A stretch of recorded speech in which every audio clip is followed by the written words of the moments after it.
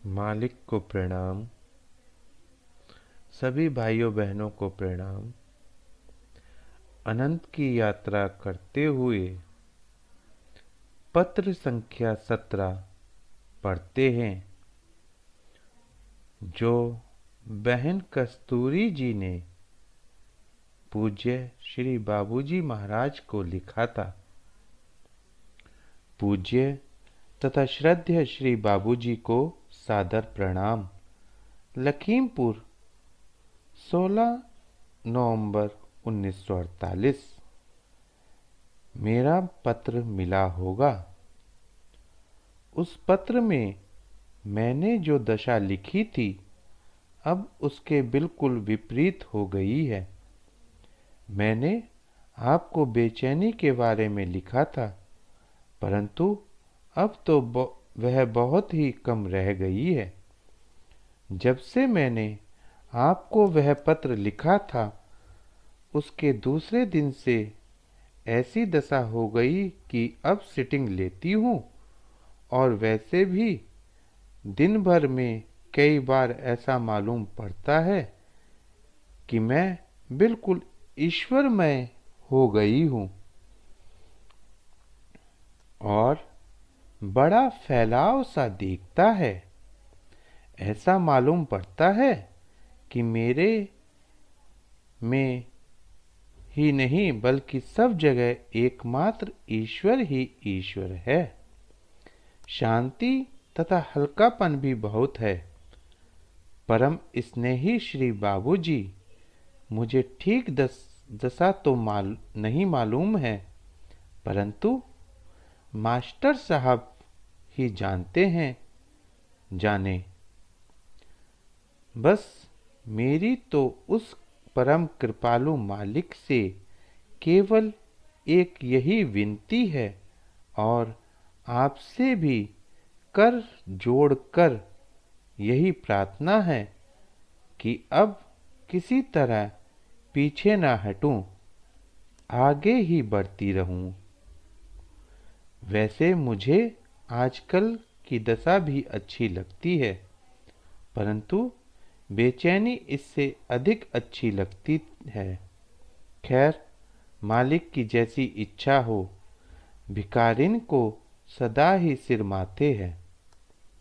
मेरी तो अपने मालिक से केवल यही हार्दिक प्रार्थना है और कृपया यह मुझे प्रत्येक साधन विहीन के लिए यही प्रार्थना करें कि प्रतिक्षण प्रतिपल मैं उसके निकट होती जाऊं।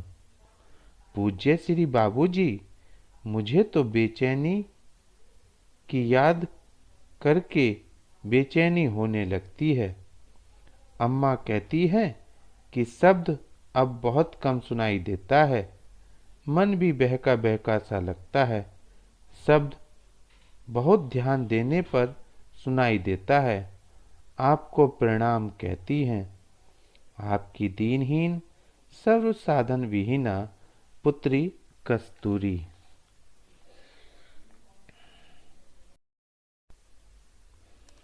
मालिक को प्रणाम। सभी बहनों भाइयों को प्रणाम। अनंत यात्रा करते हुए पत्र संख्या 18 पढ़ रहे हैं, जो पूज्य बाबूजी महाराज ने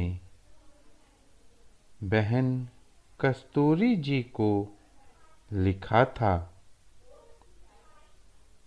प्रिय बेटी कस्तूरी, आशीर्वाद, शाहजहानपुर, 19-20 नवंबर 1948। तुम्हारे दोनों पत्र मिले, पढ़कर खुशी हुई। यह ईश्वर की कृपा है कि तुम्हारा रुझान उस तरफ बढ़ता जाता है।